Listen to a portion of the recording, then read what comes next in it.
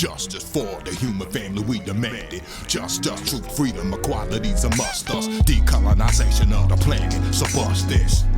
People be the power, now we build the justice. Pouring ancestral divinations, how we build the justice. Welcome the planet to the podcast. Build the justice, building justice, building justice.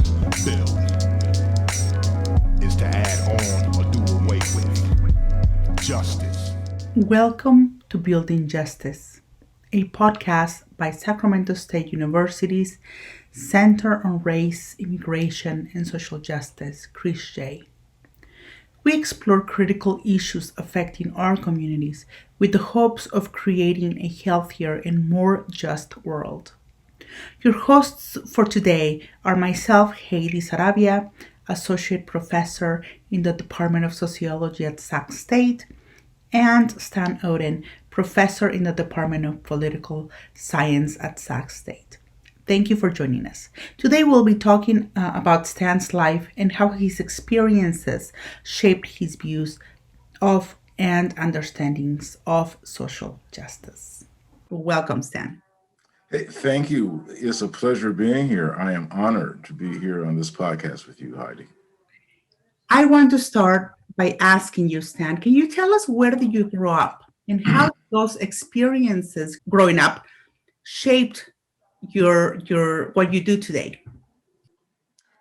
Well, I grew up in the city of San Diego, and I lived there. San Diego was a Navy town. My father was in the Navy, and I grew up in a nice, wholesome family. Two other brothers, one older than me, Clyde, and my younger brother, Doug. We were about 2 or 3 years apart. And my father being in the Navy, you know, he was able to have a really decent job. He was a cook in the Navy. And that was the only thing a Black man could be when he joined the Navy in the 1930s, was to be a cook. And he said, if I'm gonna have to be a cook, well, this is what he told me later on. If he was gonna be a cook, he was gonna be the best damn cook in the Navy. And he really moved up the ranks. He eventually became a chief petty officer. He only had 8th grade education. And so he was over mess halls and in ships. He traveled, to the Far East. He was in World War II and in the Korean War. Had some crazy exploits in the war and after the war. So I got a lot of what can I say? Some Navy love from my father growing up. He didn't spare the rod or whatever. It was like you had to do what he said, and that was great. But the great love of my life was my mom, who was a woman of beautiful composure and compassion. She was from Mississippi. My dad was from Alabama. My mom was from Mississippi, Hattiesburg, Mississippi, which is a great book about Hattiesburg, Mississippi right now, which I have read and used in my class by William Sturkey. But Hattiesburg, Mississippi was a historic place in the crossroads in the South, particularly after Reconstruction, as the whites began to fight back in their rights and stuff. Mississippi Black folks were there as much as population as white folks, and that's what the white folks really feared that.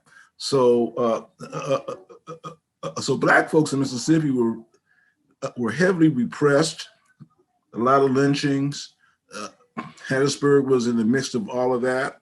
And my mom lived outside of Hattiesburg in a place called Palmer's Crossing, which is mentioned in the book just briefly.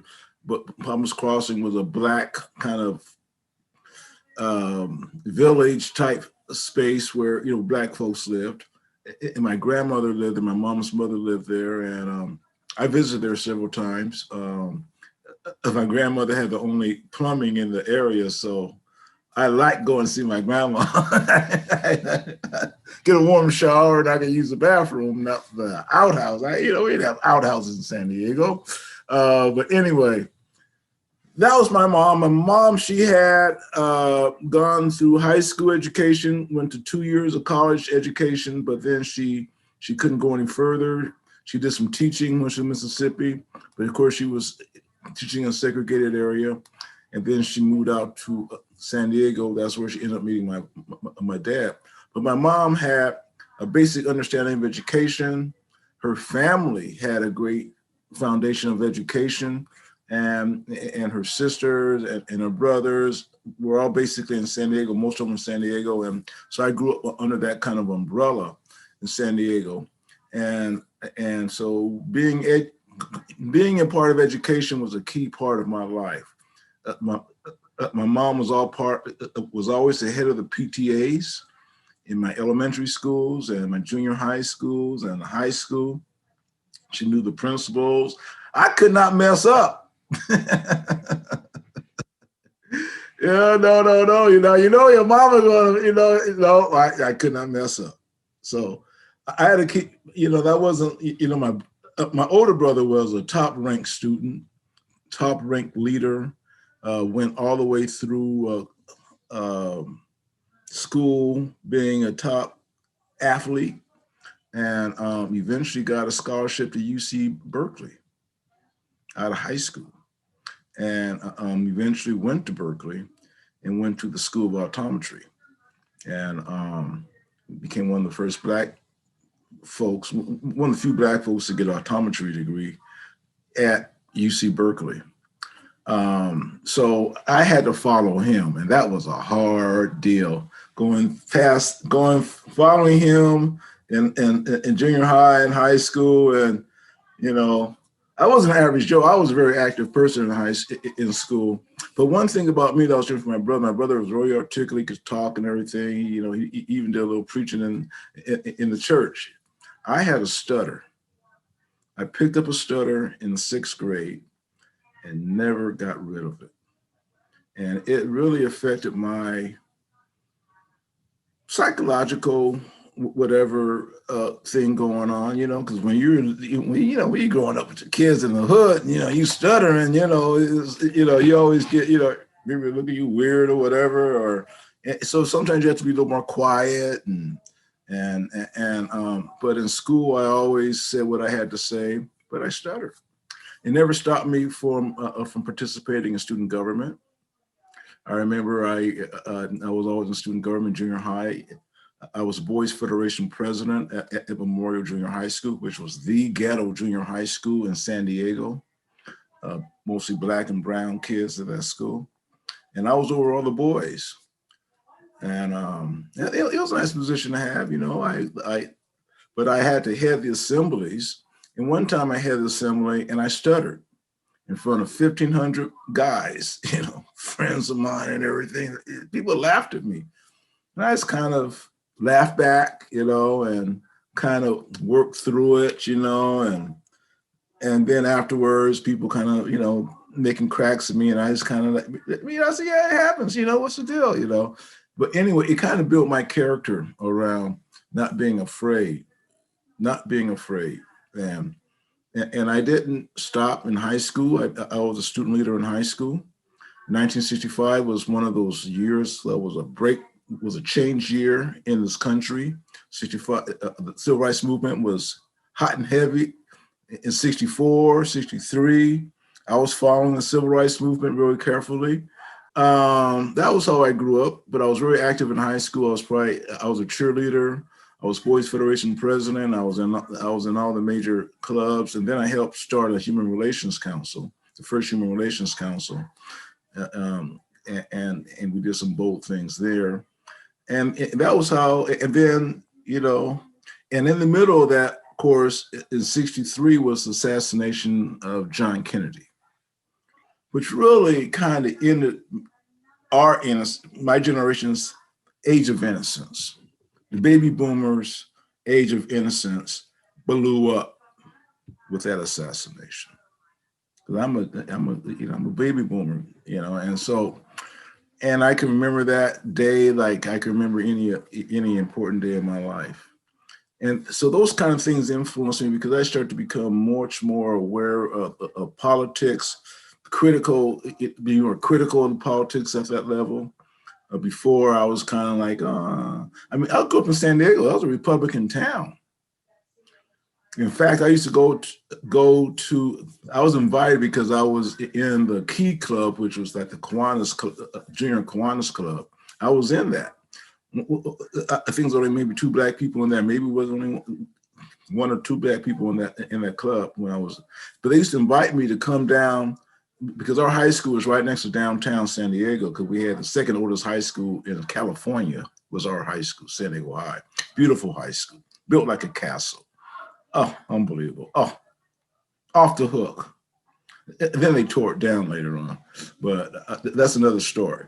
But they used to invite me down the hill to go to downtown to the Kiwanis Club at a nice hotel to lead the group of these mostly white men, mostly all Republicans, into the Pledge of Allegiance. So that was my job. I would do the Pledge of Allegiance.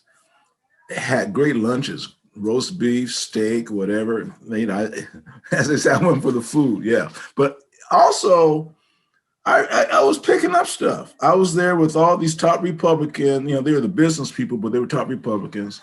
And I would hear I would hear all the speeches. And I was in the room when Mark Hatfield spoke, who was a top Republican who was against the war in Vietnam. And he was one of the few Republicans against the war in Vietnam. And I liked him when I heard him speak. So, you know, it was stuff like that. So that was how I kind of became politicized. And then after that, after I graduated in 65, you know, that was right at the edge of the countercultural age. Drugs became much more prevalent, you know, and I was hanging out with guys who also, one key thing about me, like I went to inner city elementary, high school, junior high school. When I say inner city, it was mostly minority kids at those schools. My high school was integrated. We had folks from my hood that I grew up in, and then folks who lived in middle class and upper middle class neighborhoods. I was unique because my parents moved us when I was 5 years old, 5 blocks from where we used to live, which was right next to the main street in the hood. And we moved up a little bit, up on a hill next to the Black doctor's house. And it was kind of like the Black middle class was in that area. And then they built a freeway down right behind our house and wiped out most of those people who lived in that area. But we stayed there. And in our house, you know, property was pretty nice. But on the other side of the freeway was really the white community. And so, you know, I used to play Little League up in that area. And then I played, you know, Pop Warner football. So I knew a lot of those kids. And my brother went to elementary school for a year in one of the white schools there. So I had a lot of association with white kids growing up, a lot, more so than my peers, my Black peers, way more so than my Black peers. There was only a few kids who had that experience growing up in San Diego at that time period. And that eventually became one of the things that made me a really popular guy in high school, because I was taking courses with mostly white kids because I was in college prep classes. And I was, you know, so I became familiar with a lot of these folks and doing things in school. And so I got elected to all kinds of stuff. I was elected to become a cheerleader, you know, which, me a cheerleader? Yeah, I was a cheerleader. Because, you know, that was where I was going to have, well, I was an athlete, but I wasn't that good. Because San Diego High always had great athletes. And my friends who were great athletes, they were playing football and basketball. So I cheered them on. I cheered them on anyway. And I got free, you know, no tickets, no problem. Best seats on, and the best thing of all, It was nice ladies, cheerleaders who I got to hang out with. So I was cool. That was my senior year deal. What a fascinating sort of story and trajectory, Stan. And one of the things that, sort of caught my attention is this ability to navigate different social spaces. You were navigating, sort of borderlands of neighborhoods, and so Yes. socializing with white kids and black kids, and you were And going. Latino kids, Mexican kids were all, well, our block, we had Mexican families on our block. We had white families on our block. Yeah, the kids I grew up with were Mexican. Absolutely. And you were. Also, across the street was a Catholic school of, of girls, and most of them came from Mexico to the school, right across the street. So that was how I grew up. That's right. You're in the borderlands, Yes, absolutely. and you were good in academics, and you were sort of in sports, and so you were really socializing and experiencing different social spaces.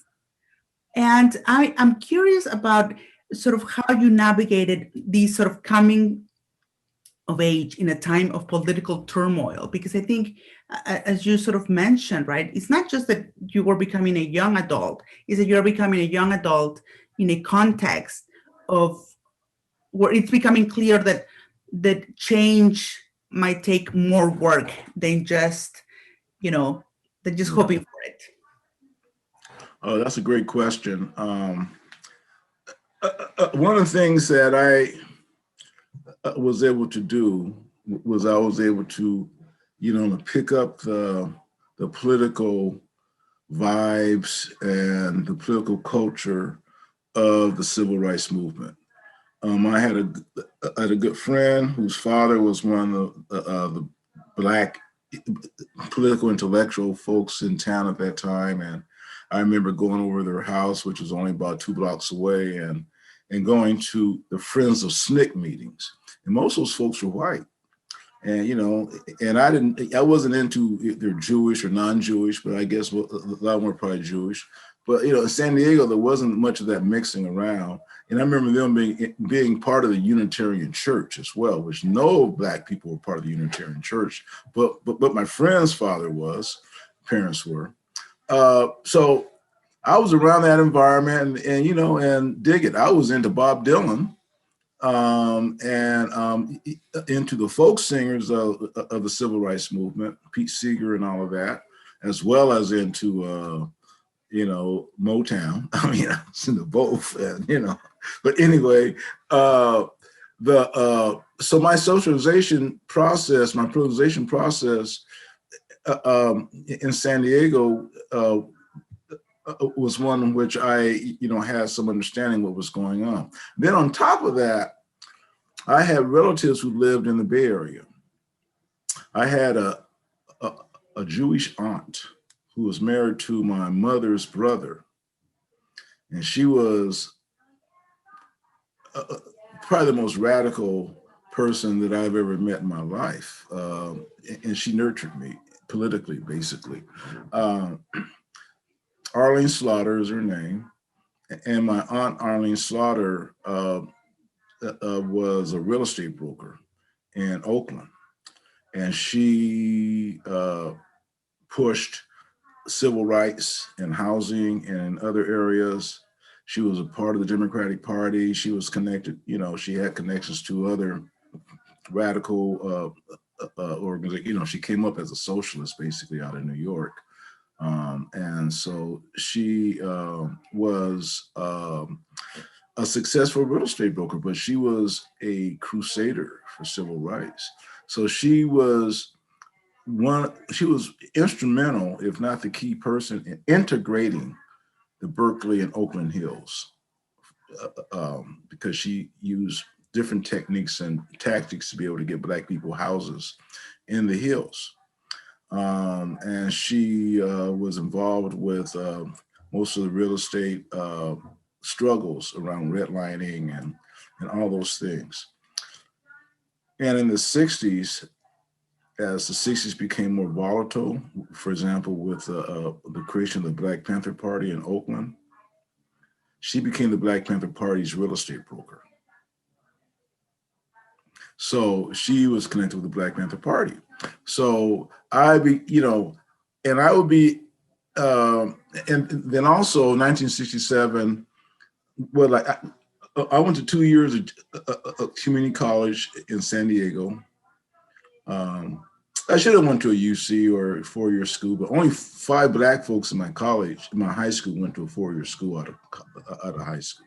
And we had about 200-300 Black folks in my because discrimination was just hot and heavy. I mean, there was no programs for this or programs for that. If you weren't like a superstar like my brother, you didn't get into a 4-year school. So I went to community college, almost flunked out community college, during college, because I was goofing around. The junior college was less than my high school from my concern. It was right next door to my high school, was the junior college. And so playing cards and doing this and that, and when I became ineligible to play baseball, I said, uh-oh, I got to do something. And of course, the Vietnam War was going on then too. So it was like, do you want to go to Vietnam? And I wasn't going to fight nobody's war. So I had to buckle down, and I got my act together academically. And I was able to eventually transfer to UC Davis.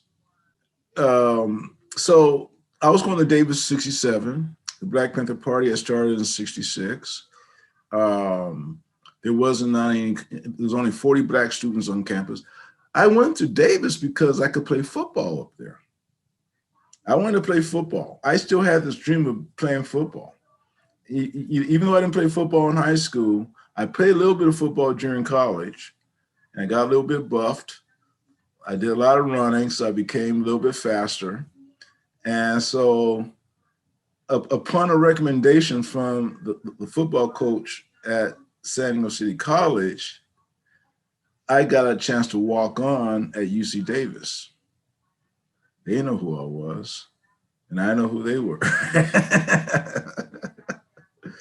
Actually, there was one other Black guy on the team, Jerry DeLoach. He was from Sacramento, tremendous athlete. He was an All-American football player, the famous Jerry DeLoach. He was my teammate. But so it was only me and Jerry on the team at the time. And I walked on. But I wanted to play football. And then coming to Davis was a totally different shift in my life. San Diego's a nice big city, beach. I love the beach. I used to body surf and hang out. I did stuff most Black folks didn't do in San Diego because I just love the outdoors. Then I come up here to Davis, no beach, but they had something that they didn't have in San Diego, a creek. There's no creeks in San Diego, it's all desert, and there was a creek going by and that was one of I said, there's a creek here, man. And then I started to figure, the whole countryside thing, I started to really love it. And Davis was a nice change for me, very mellow. Even though there was hardly Black folks in town, the Davis folks were always nice to me. I never had any issues. From the Davis community. On campus, maybe a little different story, a little bit, because I was in a dorm, only Black person in the dorm. Had a white roommate who we got to know real well. He was from LA area. And I had to kind of educate him about what was going on. He played football, so we was able to hook up that way too. But one day, one night, some jerks in the dorm, they put my bicycle, we all have bicycles in Davis. You got to have a bicycle in Davis. You don't do nothing without a bicycle. They put my bicycle way up on a tree. Now, I didn't know what, I said, okay, ha. I think back on it, I could have said, well, yeah, they probably would have had me up on that tree hanging, But I got out of that dorm after 2 quarters. I was, I'm out of here. But that dorm, dorm life was good. I actually met my first wife in that dorm complex there. And at Davis, I really took my first Black history class. It was off campus. It was called Negro History class at that time. And a great friend of mine, Terry Turner, who was an employee at UC Davis, a Black guy, he taught the class. It was like experimental college class. So it was taught in a studio apartment, probably about no more than 6, 7, 8 people there in that thing. And my former wife was there too. And that's how we really met. But I started learning about Black history really because I learned about Black folks in high school. I had a great English teacher who who taught us about James Baldwin and Richard Wright and Ralph Ellison, because she was an African American woman who went to a Black university, so she was steeped in that stuff. But outside of that, I didn't get much Black history or any understanding of what was going on. So I learned a lot from Terry's class, and that kind of helped propel me and other students to begin to, well, also because I had done this at San Diego State University when I was at San Diego City College. I helped form the Black Student Association there in 1966, 67 at San Diego State. And I was hooked up to Black intellectuals at San Diego State during that time period. So that helped my whole socialization process or privatization process. And then when I was at Davis, I was able to say, hey, we need to do this, we need to do that. And I helped form that, and I was elected vice president of the association. And another guy was elected president. I guess he looked better than me or something. I guess he didn't he didn't know more than I do. But anyway, Ron was a nice guy. But anyway, he left after the second, after we created it, and then I became president. And then, so I was president of the Black Student. We changed the name to Black Student Union, which made it a little bit more militant sounding than association union. And there was other Black student unions that were formed across the United States. San Francisco State had a militant Black student union. Berkeley had one. My brother was a part of that. UC Santa Barbara had an incredible Black student union. These guys were just intellectually gifted people. UCLA. So we start to form a network. And then Dr. King was assassinated, April 4th, 1968. And I was the head of the Black Student Union when he was killed. And I remember that again, like one of those things, you remember every step of what happened. And I was told about it by a white friend. And then I went to my apartment, me and my roommate, Charles Smith, who was from Pittsburgh, California, who was a savvy brother, still savvy brother, street smart brother, and I'm up, we're watching the news and I'm up here going, oh man, this is horrible, terrible. Charles said, hey man, let's do something about it. I said, what? He says, hey man, let's organize the campus, because Charles had been there a year before me, so he knew more about the campus stuff. He said, yeah, man, we can go and organize campus and we can have a rally. I said, okay, that woke me up. I said, yeah, that sounds great, man. We got to do something. So me and him went, through the BSU, auspices of the BSU, we made up flyers, we had a mimeograph stuff back then. You typed up a flyer, mimeographed it, then we started passing it around. Then we started to figure out what we needed to do, get in touch with different people, media and stuff. And within 24 hours, less than 24 hours, actually, we had over 3,000 people at the UC Davis Quad in a commemoration program for Dr. King, which I headed. And that was when I really became a leader, a student leader and a community leader, because now I was being seen as someone who could, project and present the viewpoint of Black folks at Davis, because wasn't any Black folks at Davis, but we grew able to create the symbolism of Dr. King. And I remember marching up to Sacramento, not marching to Sacramento, went to Sacramento. There was a march when I go down Capitol Mall, and I was kind of at the head of that march. I was in a suit and everything. And I was kind of at the head of that march, and we were marching to the Capitol, and at the Capitol was Ronald Reagan standing there. So I was up there standing with Ronald Reagan and other people around, and I didn't speak, but I was right there at that whole scene, that historic scene, the day after King was murdered, and Reagan spoke. So from there, I really became a face on campus, and then we began to organize with the white students, SDS students, and my former wife. She was part of that, really strong part of that, and so we just hooked it all up. We hooked up with the anti-war folks on campus, with the environmental folks. That was when environment was just starting to happen. Davis was really on the edge of all of that. So we had connections with all kinds of different people in Davis and Davis community. So we formed something called the Martin Luther King Jr. Coalition.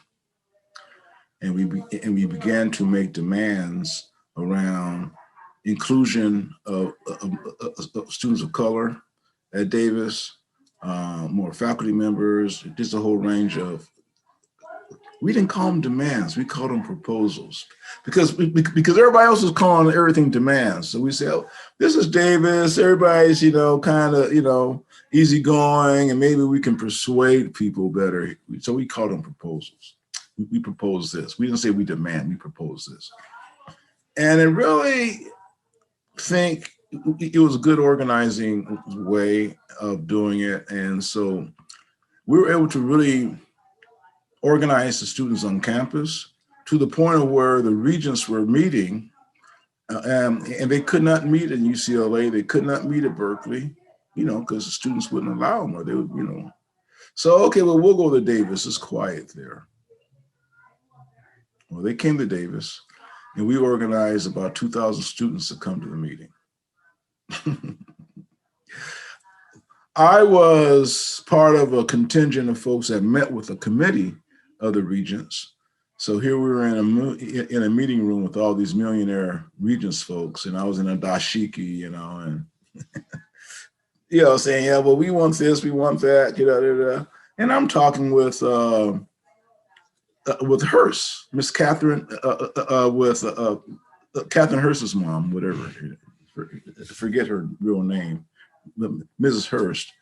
And I'm sitting next to her, talking to her, So that was the kind of deal that was going on.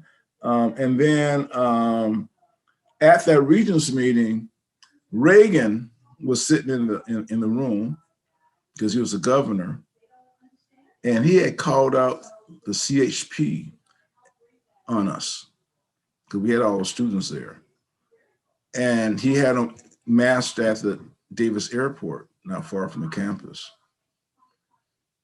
And I'm sitting in the room there, and I'm not looking I'm not smiling at all. So the Speaker of the House, most powerful man in California at that time, besides Reagan, was Jesse Unruh. And he spoke up and he says, I detest the fact that you have these CHP people out here at the airport. These students here are non-violent, they aren't doing anything. And he was talking straight to Reagan, basically. And I'm sitting in the room, and then somebody drags me out of the room. They said, man, you're looking too angry at Reagan. We want you out of the room. I mean, it was my friends. They said, you should leave. So they take me out of the room. Yeah, I said, I ain't gonna do nothing, anyway. So anyway, they didn't do anything at that meeting. They didn't pass our proposals or anything. So we said, we will see you at the next regents meeting. The next Regents meeting was at Santa Barbara. And we organized 500 students. The Martin Luther King Coalition organized 500 students, and we caravanned and bussed down to Santa Barbara to that meeting. And we camped out at the football field. We camped out at the football field, and the UC Santa Barbara authorities were going crazy. They damn near shut down the campus the next day with the Regents meeting. You know, the hordes from UC Davis are coming in and going, you know, and of course we had our compadres from the UC Santa Barbara Black Student Union. And so we had all that covered, and we all went to the Regents meeting, and they passed an historic, what they call the Urban Crisis program, UC, which basically expanded the EOP program, which basically brought more students of color into UC campuses. And so it was a success. We said, we did that, you know. I mean, our personal efforts of organizing and mobilizing really forced the president of the university, President Hitch, to say, we will implement an urban crisis program, which meant that they had to start thinking differently at UC. And the next year we had, about 100% more Black students on our campus. We had students who were coming from the prisons into our campus. Students, you know, guys who had gotten their degrees, their associate degrees in prison, they were able to transfer to UC Davis. So those were, I mean, we had a plethora of Black folks and Latino folks at UC Davis, and those numbers began to increase and increase and increase. So that was a huge success. And of course, my whole personal thing became a lot more radical. The summer of '68, of course, after King was killed, Robert Kennedy was assassinated. And I was the summer of '68, which was the most heavy duty summer historically, I think, in the history of this country, politically. And I was in the middle of it in Oakland. I was living in Oakland with my aunt and uncle, and a friend of my little cousin lived down the street, and he was in the Black Panther Party. And my cousin knew I was interested in the Black Panther Party because I was immersed in all the politics of everything that was going on. And I had a talk with him. We had a nice little, smoked some herb together and talk. He says, man, you want to come down to St. Augustine's Church, where the party meets every Tuesday and Thursday evening for political education classes? His brother's name was Lothario Lothal, a really notorious guy in Oakland, impresario type guy, you know, he sing, MC, dance. He was a really flashy guy. So I said, yeah, you know, so he had a lot of credibility. So I said, yeah. So he took me down there. And I started going to the political education classes. And this was the central committee of the Black Panther Party in Oakland, California in 1968. So I was right in the middle of it. And I just said, yeah. And at the same time period, my brother was trying to get me to join the fraternity that he was president of, Kappa Alpha Psi. And I was going to the parties and I was hanging out. Yeah, I started to pledge. And then they said, well, we want you to get up 6 o'clock in the morning, go to so and such house over here in Richmond and wash these cars. And no. I'm gonna join the Black Panther Party. So that was my choice. Become a pledgee or join the Black Panther Party. I said, I'm going to join the I said, Black Panther Party is going to probably be easier than you suckers. Oh, boy.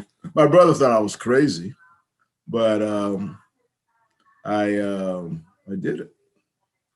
And that was probably one of the biggest changes in my life.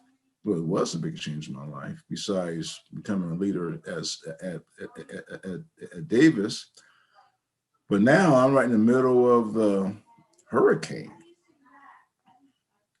And I was getting educated of stuff that I took a Black history class. No, this was really Black history I was learning. I was learning about, and we were being taught through the Red Book, Chairman Mao. So I knew Chairman Mao phrases and was interpolating his phrases as to how it relates to the Black community, the conditions in the Black community.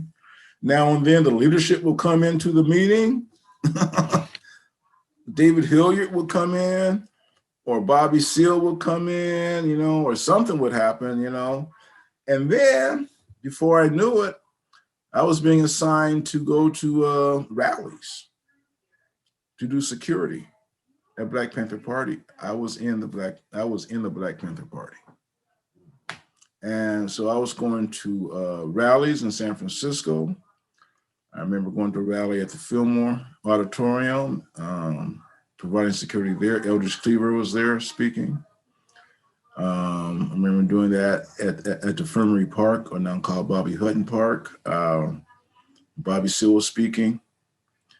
Hearing Bobby Seale and David Hilliard and being around these people was like nothing.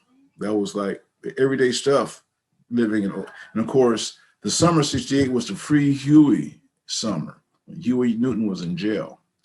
He had got shot in October of 1967 and was in jail.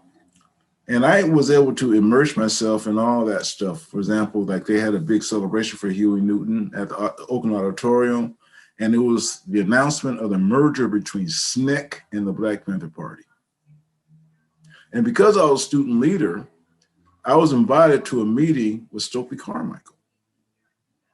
So I was in a room with Stokely Carmichael with other student leaders, Black student leaders, for an hour and a half, hearing Stokely just rap away. Stokely Carmichael. He changed his name to Kwame Ture at that point. And he was,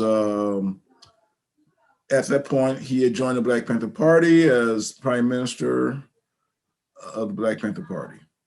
That merger did not last long because Stokely Carmichael did not want to work with white folks. Black Panther Party said, we had no problems working with white folks. We're working with anybody who's going to help us with our freedom. And that was how Malcolm X looked at stuff. Malcolm X was very much a person at the end of his life who was working with Marxists. He was white Marxist. He was working with folks internationally. In the Black Panther Party, Huey and Bobby took up that. And I saw the Black Panther Party as a direct extension of Malcolm X. Of course, my parents did not know I was in the Black Panther Party. This ends the first part of a two-part series where we learn about the life and work of Professor Stan Oden. Please join us next time when we talk to Professor Oden about his involvement in the Black Panther Party, his political activism, and the creation of the Center on Race, Immigration, and Social Justice at Sac State. Thank you very much for listening. We hope that our ongoing conversations spark understandings, empathies, and motivations to join the struggle for a better future for all. This is Heidy Sarabia. All the penalties and the rewards based on the actions. Now, time for building justice. Time for